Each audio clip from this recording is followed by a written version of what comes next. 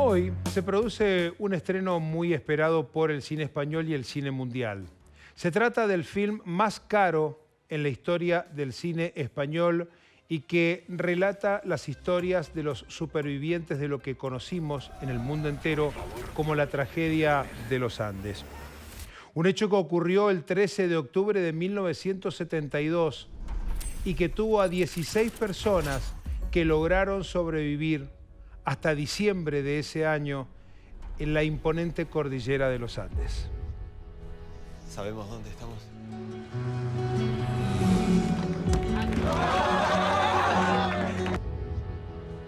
¿Sabemos dónde estamos?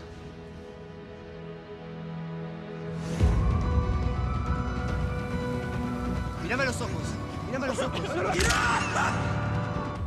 Con un presupuesto de 66 millones de dólares, la producción de Juan Antonio Bayona se basa en el desafortunado vuelo 571, estrellado en la cordillera de los Andes en 1972 y se ha posicionado como el film más caro de la historia de España, luego de Ágora, estrenada en el 2009. Ya se encuentra nominada a 4 Oscars por Mejor Película Internacional, Mejor Maquillaje y Peluquería, Mejor Banda Sonora y Mejores Efectos Especiales. Yo no me voy a quedar acá.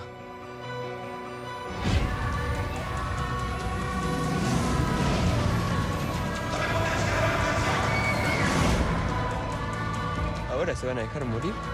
¿Después de todo lo que pasó?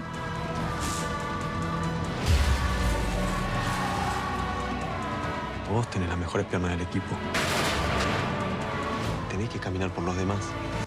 La trama retoma la tragedia aérea ocurrida en la cordillera mendocina, que ya fue retratada en la famosa película Viven, esta vez a cargo del director Juan Antonio Bayona, conocido por su habilidad para los dramas humanos intensos en películas como Lo Imposible o el documental 9 días en Haití. 36 años después, 35, 36 años después, se reunieron otra vez para contar otra vez la historia, porque ellos no se reconocían en la historia que había quedado estandarizada, popularizada del relato.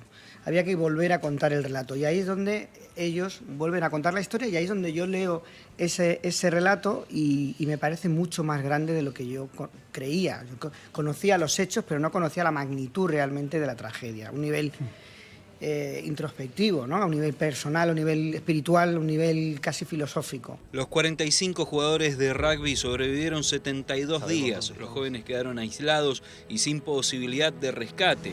El grupo soportó un crudo invierno, afrontó una avalancha mortal y ante la desesperación y el hambre tuvieron que tomar una decisión drástica, que fue recurrir al canibalismo. Finalmente fueron rescatados gracias a la caminata de 10 días de 2 de ellos. No te abandono. Cuando no tenés ropa, te estás congelando. ¡Vamos a llegar hasta arriba! Cuando no tenés comida y te estás muriendo. Si no comemos nos vamos a morir. El vuelo era el 571 de la Fuerza Aérea Uruguaya. En su interior viajaban más de 40 personas, cuando aquel viernes 13 de octubre la aeronave parte del aeropuerto de Mendoza con destino a Santiago de Chile. En el interior, entre amigos, familiares y algunos simpatizantes, el equipo de rugby de los All Christians de Montevideo, en la República Oriental del Uruguay, iniciaban un viaje repleto de aventuras y que seguramente iba a formar parte del anecdotario de un grupo de jóvenes entusiastas de este rudo deporte. En instantes nos hubiese gustado charlar con uno de los integrantes de esta proeza, de este grupo de humanos, y estamos intentando conectar precisamente con Eduardo Strauss. Eduardo, ¿cómo va? Buenas noches, bienvenido a Mendoza. Lamentablemente no lo tenemos. Hemos hecho todos los esfuerzos, ingentes esfuerzos para conectarlo, que de alguna manera hacemos vía telefónica, por favor, y de alguna manera cumplimos con nuestra misión de llevar en la propia imaginación y en la mirada retrospectiva de lo que ocurría 50 años atrás en la cordillera de los Andes, en el sector argentino, en el Valle de las Lágrimas, en la localidad de Malargüe, en la provincia de Mendoza. Eduardo, ¿nos escucha? Sí, escucho bien. ¿Qué tal? Qué gusto poderlo recibir. Hemos hecho de todo para tenerlo esta noche, porque Fernando, créanos, ¿qué tal? cortábamos clavos y nos vamos a estirar un poquito más esta noche en este noticiero, pero bueno, también el milagro de las comunicaciones nos permite tenerlo aquí con nosotros. Gracias por su tiempo. Disculpas porque estoy en el campo y a veces la señal desaparece y bueno, fue lo que pasó ahora. Se ve Tuve todo el fantástico. día varios Zooms y ahora justo... Pero Se ve ahora bueno, aprovechemos fantástico. que tengo señal. Estamos en Mendoza y esta conexión especial con ustedes tiene mucho que ver con esta parte de la historia. ¿Qué significa esta nueva parte de la historia retratada en un film, el más costoso del cine español, con un título extraordinario de un escritor uruguayo como es La Sociedad de la Nieve? Significa algo que es totalmente inesperado a esta altura de mi vida, 50 años después de nuestra odisea ahí en Mendoza, en los Andes. Estar viviendo estas emociones tan brutales porque la película de Bayona nos mete otra vez exactamente en el lugar. Esta es una película de una categoría superior, hecha con un detalle, con una exigencia de todos los detalles, con un respeto que realmente es muy, muy conmovedor para nosotros. Yo la he visto 4 veces, la voy a seguir viendo. Es una película que tiene capas y uno cada vez que la ve le saca capas y va viendo cosas distintas y va sintiendo emociones distintas. Es muy recomendable todos los que puedan, si todavía la están dando en la sala de cine, verla en el cine, ¿no? Es una experiencia muy distinta a verla en el cine que verla en Netflix, pero bueno, de todas maneras es una gran película que cuenta la historia como debería haber sido contada antes, ¿no? ¿Lo motivó a la alegría y al sufrimiento verse retratado en uno de los personajes que encara precisamente su propia historia, Eduardo? Mirá, el sufrimiento ya lo he procesado, 50 años de procesamiento, el sufrimiento ha quedado atrás.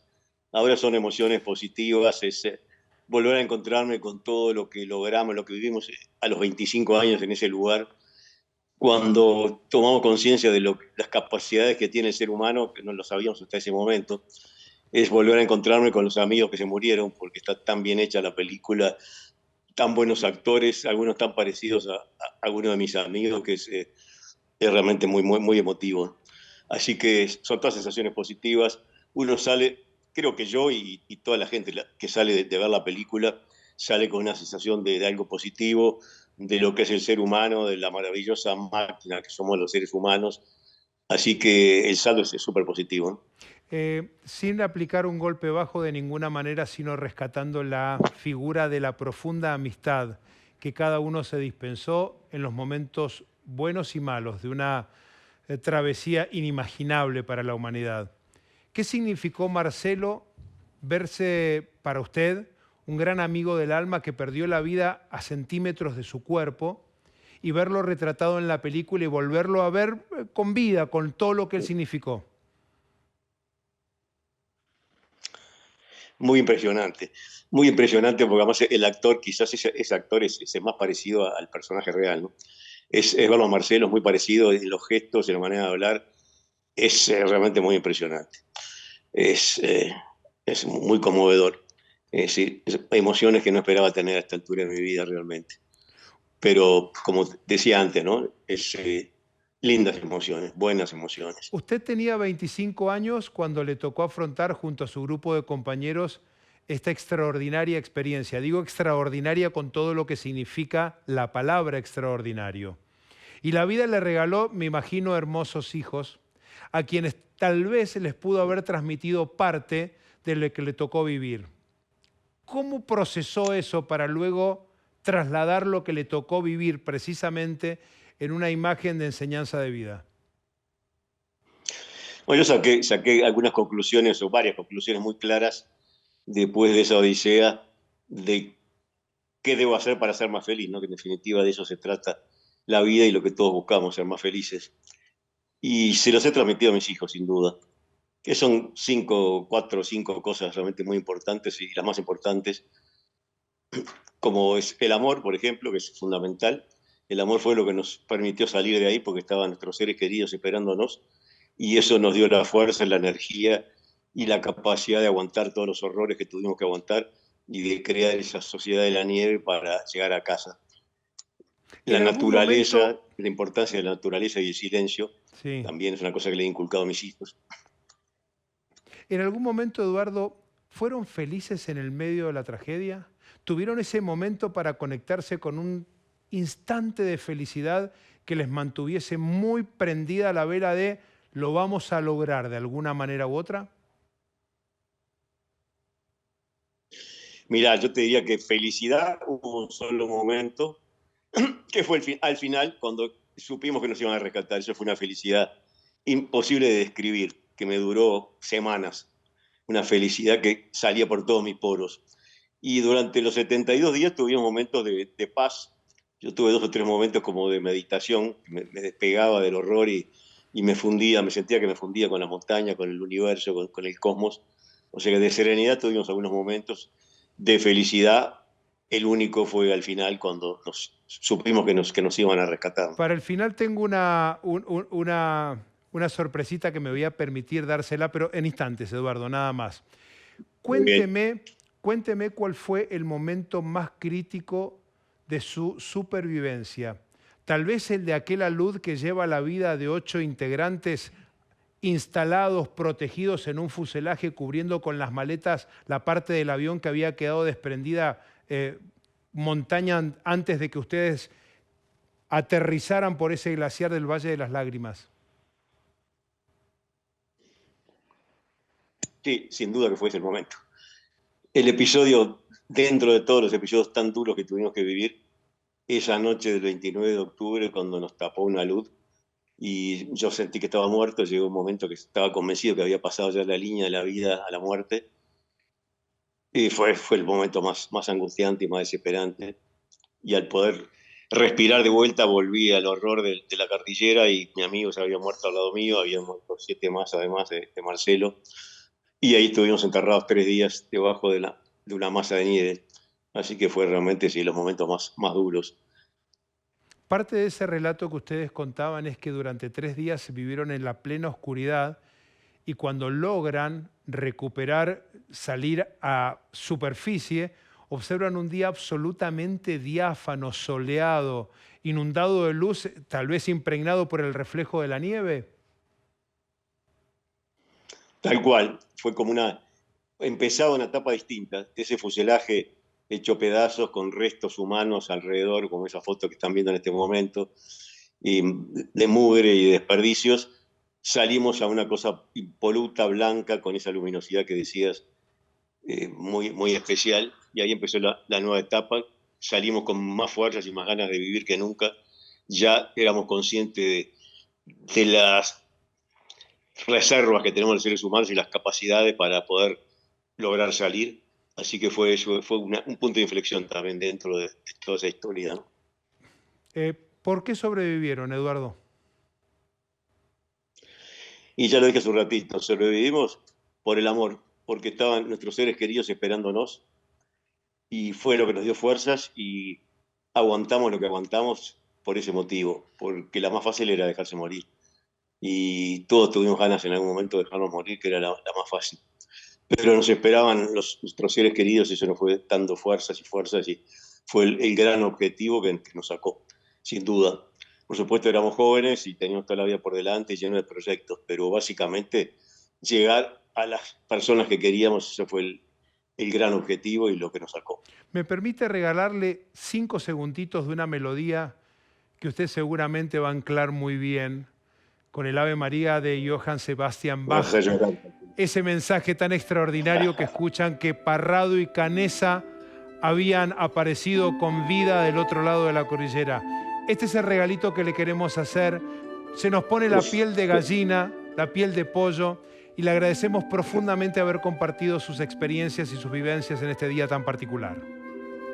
Un placer y gracias por el regalito, que ya me voy a poner a lagrimiar. Abrazo grande, Eduardo. Siempre será bienvenido en nuestra tierra. Gracias. Hasta luego. Eduardo Strauch. Este Ave María, déjalo correr, es maravilloso. Eduardo cuenta que junto a un compañero todas las mañanas muy temprano en una radio a transistores prácticamente desvencijada, intentando hacer de antena, escuchaban los reportes de las radios por la búsqueda que tan solo permaneció 11 días activa, de los 72 que duró la tragedia. Esa mañana de diciembre escuchan extraordinarias interferencias, una radio de la altura de Curicó, del otro lado de la cordillera en Chile. Con mucha interferencia alcanzan a escuchar a lo lejos los nombres de Parrado y Canessa, dos de los integrantes de este equipo de rugby que iniciaron esta travesía extraordinaria cruzando la cordillera de los Andes desde el lado argentino al lado chileno y encontrándose con aquel arriero que luego les permitiría contar esta historia y ser recuperados. Al término de ese boletín informativo, Eduardo Strauch y su amigo escucharon la melodía que ustedes están escuchando, como tal vez dándole gracias a la Virgen de que habían aparecido con vida. Abrimos la ventana.